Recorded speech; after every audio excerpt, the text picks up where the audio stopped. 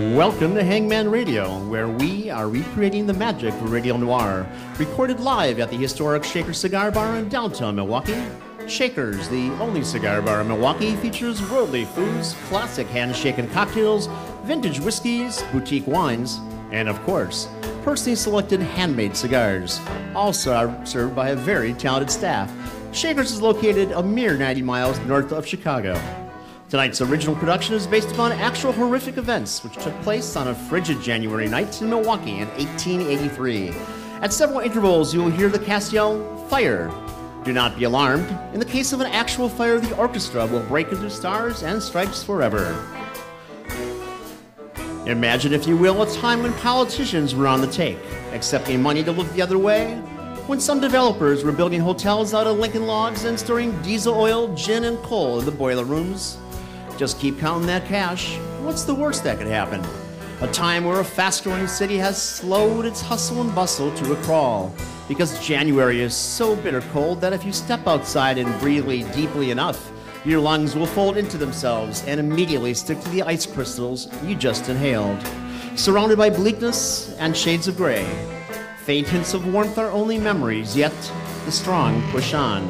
Hangman Radio now presents the Newhall House Fire, Flames from Hell.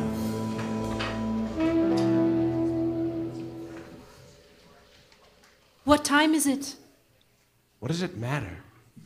After 7, I think. I don't know. The sun is up over the lake. Oh, shh, it's finally quiet. Cool and quiet. Try not to think about it. It's still snowing. Is it? I can hear the bells. Listen. Can you hear it? Great swirling clouds of dense smoke and steam. That's all I can see now. It seems so far away. Jagged monoliths of brick and mortar, whitened by intense heat, rising from the smoking ash. Only part of the north wall remains. And there, a white tablecloth, thickly coated with ice, dangling from the window frame of what was once the dining room. A grand hotel. A death trap. 300 rooms, I remember. I was sleeping, fast asleep in one of those rooms, blissfully ignorant of the flames that would consume it. Hundreds of souls ripped from their beds when alarm bells began to peal and call them all to judgment. When we came into this world, we were born under the sentence of death. When it comes or how it comes, we know not. God only knows. What is the date today? I don't know. Already it's hard to remember. But I want to remember this day. The day that I died. And you, all of you. How many of us perished? 90? Maybe more? January 10th, 1883. Morning crept in, and the people of this city awoke and looked out from their frosty, coal-black windows upon the heavens, lit up by the towering flames of the burning Newhall House Hotel. Imagination cannot depict a scene more terrible. The agony of those imprisoned by the flames and the fearful danger of those attempting to escape. I remember. I remember. Against the dark background of bitter tragedy, there were those who proved the shining heights to which the brave and noble spirit can rise. Others sunk miserably into the pits of despair and human frailty. And yet, in the end, heroes or the weak of heart, we are one and the same in the sorrows that afflict us, and the death that awaits us. It was my brother who was there at the beginning. My own dear brother, whose courage in the face of the hellish inferno would make him a hero.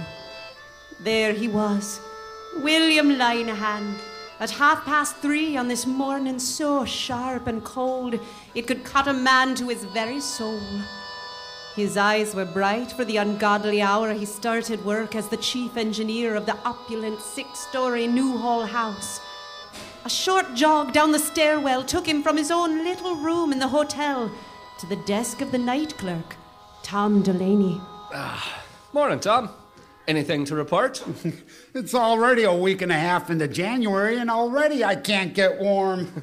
All right. I'll throw the furnace on a bit higher, yeah. I don't know why we endure the winters here.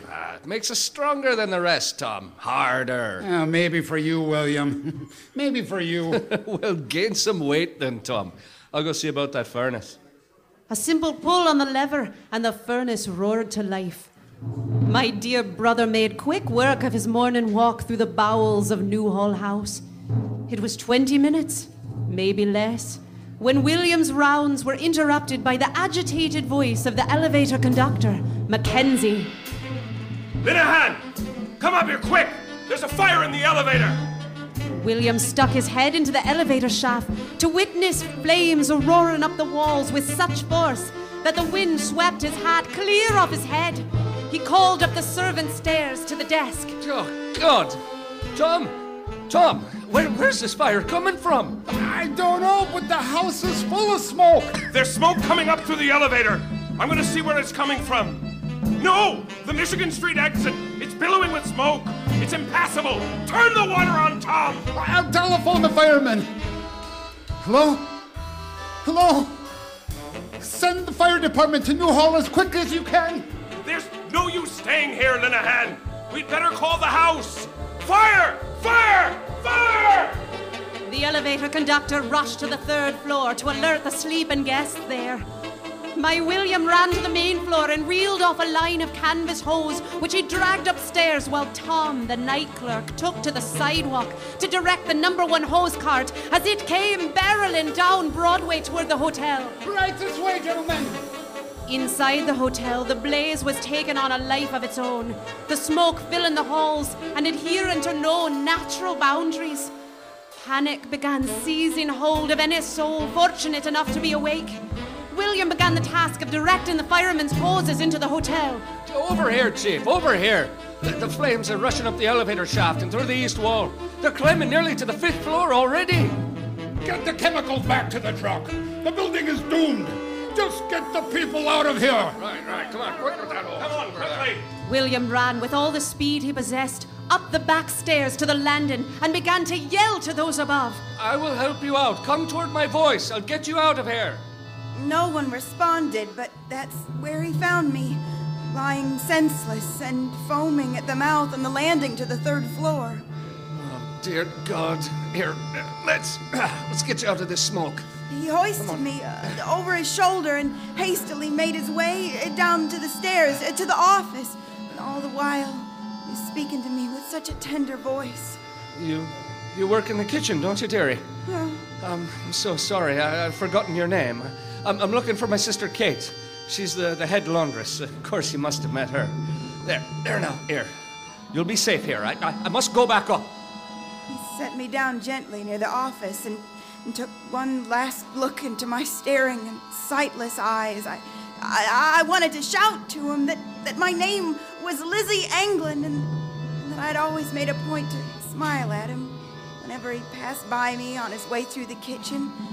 I wanted him to know that Kate was upstairs on the 5th floor. It was she who'd called me to wake me up and flee. It was she who tried to save me. But no sound escaped my blistered lips. William had rescued me from the flames, but it was too late. He couldn't have known the insidious black smoke had already done its damage. He ran the entire way to the 5th floor.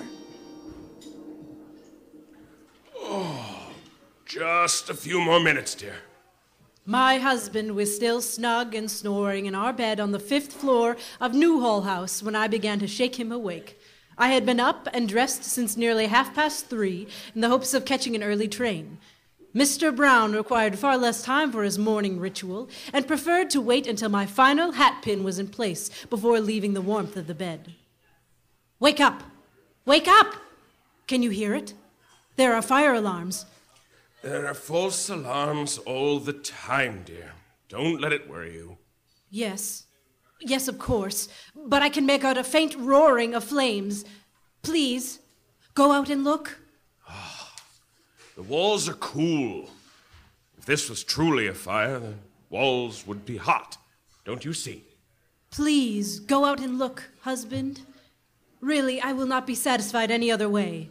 Ah, wife, I've told you that it's nothing. But since you absolutely refuse to let me go back to sleep, I suppose I will have a look. Mr. Brown reluctantly rose from the bed and opened the door. A thick tendril of smoke met him at the doorway, and he could see flames leaping a foot above the floor around the elevator shaft in the hallway. My husband had never raised his voice to me in our long married life, and his panicked yell struck me with fear. Prepare to leave the building! My clothes! Quickly! As soon as he was dressed, we ran out into the hallway, only to be driven back by a wall of dense smoke and searing flames. We can't go this way! There! The bed sheets! Without speaking, we set about the task of tearing sheets and blankets to make a rope, which would lower us to the balcony, 3 floors below. I could hardly bear to watch my husband tie one end of our makeshift rope to the sewing machine. The icy fingers of hopelessness had already begun to wrap themselves around my heart as flames began to lick at the door. Climb down! It's too frail! It will never hold! I'll go first. If I make it, you must follow me. Yes! I watched at the window through choking tears as Mr. Brown swung out the 5th-story window and began hoisting himself down. The heat in the room had become unbearable, and I could feel trickling sweat stinging the skin that had already begun to blister on the back of my neck. By the time my husband made it halfway down to the balcony, the caustic smoke filling the room was stinging my eyes and nostrils, sending me blindingly over the windowsill. Clinging there in the cool, crisp January air, it seemed such a sweet relief from the cruel and punishing heat inside. In an instant, I was sailing down through the starlit, frozen morning, past the dark figure of Mr. Brown as he clung for dear life to the bedsheet rope, crashing mercilessly under the stones below, and all was still. It's all right. I'm on the landing. You can come down now. Wife, answer me. Come down, I say. Excuse me, sir, you'll have to clear out of here. We've got to get these ladders through. But my wife, there is still no answer from the window where she stood. Surely she must have been rescued. Perhaps you've seen her. I'm sorry, sir. No woman's been saved yet. Yes. See, not to worry. Not to worry. All right, come on. Turn the horses up to that window. There's a woman trying to escape. No, it's the 5th floor, and the ladders will never reach. There was no chance for rational thought, not in those last few panicked moments. By the time we were aware of the flames, they were nearly consuming us. My wife leapt from the bed, her bedclothes blackened by smoke and soot and clinging with sweat. She tore to the window and threw open the curtains that had already begun to smolder. She turned back only for a minute, her eyes filled with terror and desperation. She looked straight through me as if she no longer recognized me, her mind driven to madness by the relentless blaze. She stepped backwards, her eyes still dully focused on the hungry flames behind me. Half jumping, half falling, she disappeared from the windowsill. I ran to the window in time to see her white-clad body strike the balcony railing and then crumple before hitting the pavement below. Hold on, mister. Another ladder's coming. Just hold on. I looked down in a daze to the street below. There were several men carrying the limp and broken form of a woman in a soot-stained nightgown soaked with blood toward the American Express office. My wife. Everything around me went black. I could see nothing, taste nothing, smell nothing but the lumid, acrid smoke. Only the sounds of the street below remained. I realized that I could hear voices. Dear God, were they calling to me? No, hold on, it's too risky. Please, just hold on! In the flickering orange glow, I could see that there were a handful of men holding tightly to a rescue canvas below me. Their eyes turned expectantly up toward my window. Jump! Jump! I plunged toward the street. It was so strange what went through my mind as my body dropped toward the waiting canvas. I thought of climbing into bed with my wife the night before, kissing her goodnight, wrapping my arms around her, the soft white cotton folds of her nightgown, breathing in the sweet smell of lavender in her loosely braided hair. A faint smile crossed my lips as the canvas tore from the hands of the stricken men below. The canvas billowed just out of reach and then settled across my prone body. I doubt she'll survive. Someone get him to the American Express office. It's where they took the women. As they began to load me onto a waiting stretcher, I could feel a single tear slide down my cheek and turn cold in the icy morning air. The smile now frozen on my lips would remain as they gently lifted me off the stretcher at the makeshift hospital ward in the American Express office. I was laid next to the woman I had loved so much in life. Reaching for her hand, I drew one last labored breath. Lavender. Kate! Kate, can you hear me? William Linehan saved 4 more terrified souls who had been wandering hopelessly in the halls and stairwells before he finally made it to the servant girls' quarters on the 5th floor and began to pound on the doors of the servant girls. Girls, follow me. There's no time. Come on. This way. Follow me. Quickly now, all of you. With his jacket over his nose and mouth, William led the charge of frantic women down the back stairwell, through the impossible wall of heat and smoke, to safety.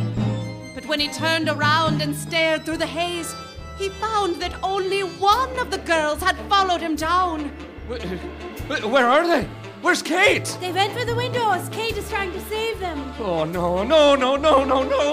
My dear brother raced to the alley below the servant girls' quarters to see if there was any way to help from below. Cinders from aloft fell upon his neck and face as he searched the writhing mass of frenzied girls in the 5th floor windows. Their faces so streaked with tears and ash that he couldn't tell one from another. Oh, no. This cannot be. This nightmare cannot be. The first girl had already jumped. Wild panic had overtaken them all as they wrestled for bits of space in the window. And one by one they leapt to a mangled, hideous death in the alley below. Their bodies hitting the cold stones with a reverberating concussion that William could feel pulsing through his entire body. Fireman, here! Bring a ladder, please! Oh no, the ladder won't reach. There! The window of the building across the alley. We can make a bridge. Yeah, please, girls, you don't have to jump. A ladder's coming. You'll be saved. The firemen made haste to the next building and hoisted the ladder across to pull the woman to safety. But it was too late for many of the horror-stricken creatures who were not aware that they were so close to being saved. 11 women in all plunged from the windows and lay broken and bloody in the alley, just as rescue was mere heartbeats away.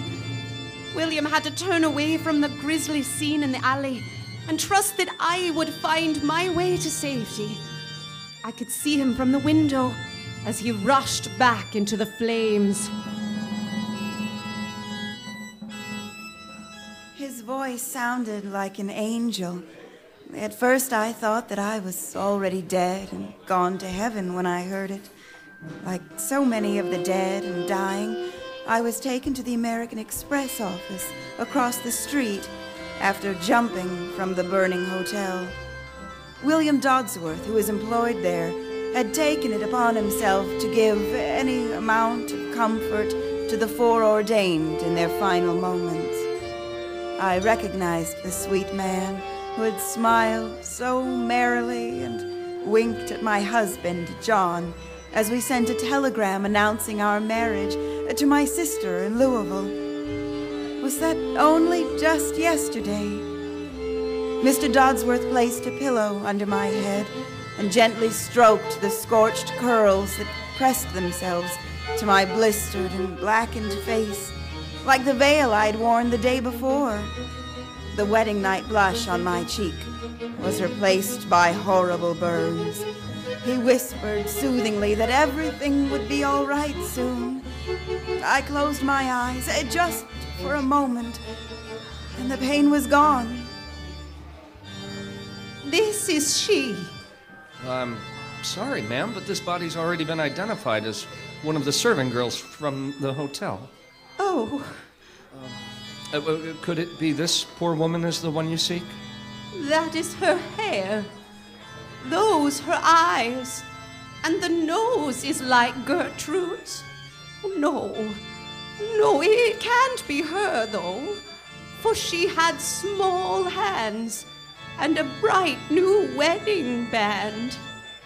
It was my elderly mother-in-law, Anna Donahoe.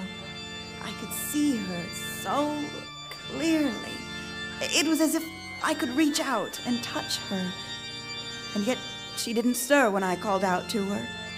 Surrounded by moans of agony, she moved from one charred unfortunate to the next, grieving with fresh tears as she held the hands of women scorched about the face and head, searching for some sign of her son's new bride. Finally, she stood over me and took my small, lifeless hand to her lips. She placed a tender kiss upon the shining gold band. This is she. Mr. Dodsworth. Mr. Dodsworth, I think you had better come over here. I believe this man is in a dying condition.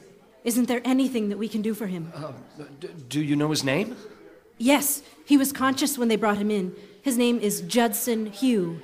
It seems he is the nephew of Mr. and Mrs. Johnson, the poor couple that expired, hand in hand, here earlier this morning. Oh, have we made any attempt to contact the family? We can't be sure if he has any other family, Mr. Dodsworth. He asked me to call Northwestern National Insurance Company. Mr. James, the secretary, is on his way presently. Mr. Hugh is unfortunately quite unable to speak now. I'll stay with him until Mr. James arrives. The poor man should not have to die alone. Not if I can help it anyway. I willed the useless, swollen tongue inside my parched mouth to speak. Not a word. Only a wrenching moan and the sound of my thick, wheezing breaths. Waves of prickling heat swept over the burned flesh of my limbs, chest and face. Still, this was better. So much better than the miserable combination of the snow and falling embers that had assaulted me as I lay face down on the third-floor balcony. Unable to move, unable to call out to the frantic, trampling humanity below me. Rescue, it seems, is for the living, and I had been left for dead. Right this way, Mr. James. Is this he? Is this Mr. Judson Hugh? Yes, his face has been badly burned. Do you know him well, Mr. James? No, I really don't. His position as an agent for the company required him to travel quite frequently. He would come to the office from time to time when it was necessary. I suppose he was here for just such an occasion. It seemed such a happy coincidence that my aunt and uncle had business in the city at precisely the time I was due to call upon the Milwaukee office myself. We managed to secure adjacent rooms at the Newhall House Hotel and spent the evening in each other's jocular company before returning to our rooms on the 5th floor. Near the elevator, I remember. Next thing I knew, a terrible sensation of crushing weight upon my chest awoke me, and I lay for a moment dazed and half smothered. I heard a clock strike 4. Groping to the door, I opened it The rush of flame and heated air. Not smoke alone, but scorching, burning air met me, taking away my breath, and well nigh my senses. Realizing the extent of my peril, I fled to the window and climbed quickly to the ornamental cap of the fourth-floor window below me.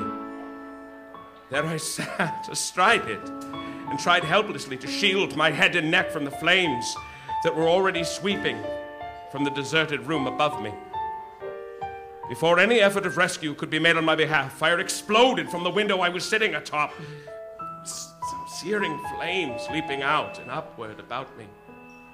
What else could I do but let go and allow myself to plummet fatally toward the balcony below? I laid there and gratefully allowed my mind to wander far away from the howling agony. I was home in Maroa, Illinois. My wife humming absently in the kitchen as she washed the supper dishes. My giggling baby boy happily squeezing my finger with his plump little hand as I bounce him on my knee. She turns to watch us and smiles. Such a pretty smile. Dimpled cheeks just like our son. Does he have any family, Mr. James? Anyone that we should call? Perhaps. There must be some record back at the office. I'm not sure. Quiet. He's trying to speak. Maroa. Wife. Baby. When I watched my brother William return to the raging fire inside the hotel, I feared it would be the last time I'd ever see him. Through the swirling blackness, William pressed on through the hallways filled with unearthly shrieks of despair. People, transformed by the madness of the consuming flames, were hurling themselves against walls and falling dazed to the floor. Those who found themselves thrown to the ground were trampled by the others who endeavored to find an exit. In the midst of the panic, William grasped the hands of a man desperately groping along the baseboards and firmly pulled him to his feet. There, this way. This way. They rushed onward, grabbing another disoriented guest along the way. In the midst of their flight, they hurtled over the body of a woman curled up on the stairs. No, don't step on her. That woman's dead. Again and again, William returned to the burning building until his own burned hands and arms and the untenable air forced him outside to watch our home and livelihood melt away before his eyes. His thoughts soon turned to me. Kate! Kate! Where are you?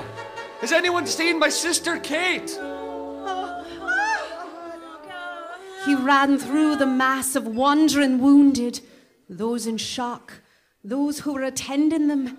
Corpses grimly waiting to be removed still littered the alleyway. Kate! William! Kate! Tom, have you seen my sister? She was upstairs in the servants' quarters trying to help get the girls out. She must have been rescued. Do you know where she is? Look, William. The ladder across the alley has been moved to another floor. Oh, no, she must be safe. I'd never forgive myself if something happened to her, Tom. Mary! Yeah, Mary, saints preserve us. Were you with Kate? Did she come across the ladder bridge with you? Is she safe? No, they're all gone. They're all gone. Please, Mary, I must know. Is Kate alive? I don't know. There were only a few of us in my room. We knelt and we prayed out loud for salvation, but out of all the other rooms, the firemen, they crashed in through our window, and the ladder couldn't pull us out, so many others, William, so many others didn't. They couldn't. I know, Mary, I know. There, girl, shh. Tom, find a blanket for this poor girl, will you? She's barely dressed. I've got to go find Kate. I only left the window for a moment to check one last time for any girls struck senseless or cowering in the corners. When I returned, the ladder was gone. I waved my arms above my head frantically, but the firemen were otherwise occupied, and the tremendous roar of the fire drowned out my plaintive cries. Hands grasping the window frame, I began to feel the floor give way beneath me. Intense heat and stifling smoke from below began to curl up from the cracks in the floor and singe my bare legs and feet. All was lost. Oh, that's when I saw him. William Linehan, looking right at me from the alley below. I saw his expression fade from relief to horror when he realized my perilous position. Bring the ladder back. There's a woman trapped up there. Please, you must bring the ladder back. Help her. Kate, hold on. There's no time for the ladder. Bring out the canvas, damn you! Kate, you'll have to jump, love. Kate, just jump, my girl. You'll die if you stay up there, love. It's time to come down. I'll be here waiting for you. Kate, you have to jump now. William's lips moved, but I couldn't hear what he called up to me as the cruel wind whipped my hair and tore at my nightgown. I stepped up to the windowsill and saw my brother cross himself and clasp his hands in feverish prayer, with his eyes turned all the while to me. Dear Lord in heaven, we throw ourselves at your mercy. Please hold my sister in your hands and keep her safe. I beg of you. Have mercy on her precious soul, Lord. Have mercy. I let my bare, blistered feet slip from the window ledge and vaulted toward the waiting canvas. The height was too great, and the canvas ripped clean through, allowing my body to make a brutal impact with the stones below. Oh, God. Here, get her to the American Express office. Quickly, now, gently, she needs to lie down. They rushed me inside the crowded makeshift ward, and I was greeted by the kindly Mr. Dodsworth, who slid a pillow under my head and brought me a thick blanket. Are you hurt badly then, Kate? I don't know, brother. I don't know. I'm just so glad that you're alive.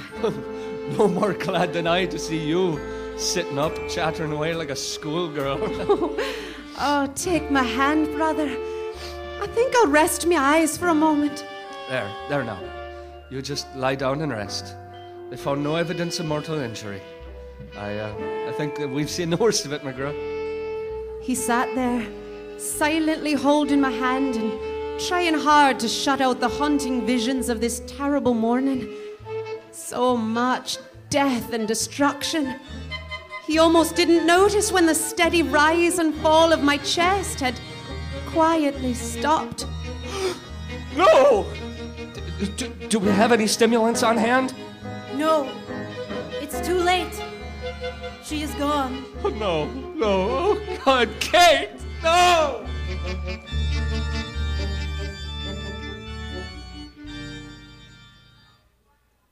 A crowd is gathering. Death reminds them that they're alive. They will never know me. Never know that I existed.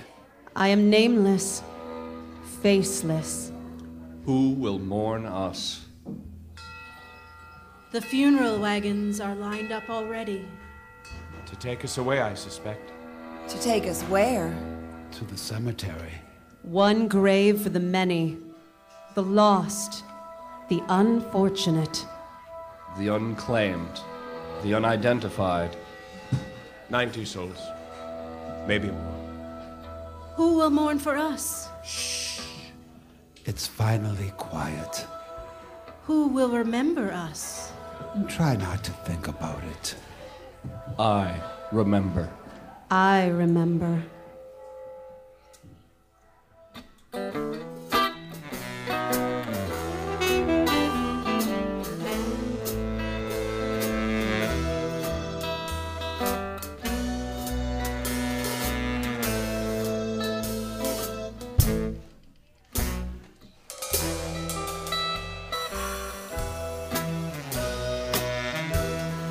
Folks, so concludes our show for the evening. Thank you for coming. We hope you enjoyed The Newhall House Fire, Flames from Hell. Written and directed by Amanda Morgan, adapted for radio by Sarah Lack. Produced by Hangman Radio. The 1894 players are Victoria Hudziak, Ruth Arnell, Sarah Lack, Jim Ozarski, Mac Mankiller, and Randall T. Anderson. Our sound technician is Joe Hardkey from Mad Manor Studios in Madison.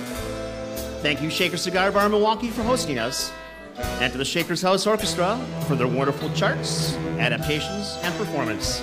Sir Pinkerton and the Magnificents. Sir Pinkerton and the Magnificents can be seen and heard the first Friday of each month at the Miramar Theater performing in the Dead Man's Carnival. And every third Thursday here at Shakers. Thank you. You better watch where you're walking. Yes, you best beware. The things around, they want you in the ground. Oh, the things down there. Oh, those things down there.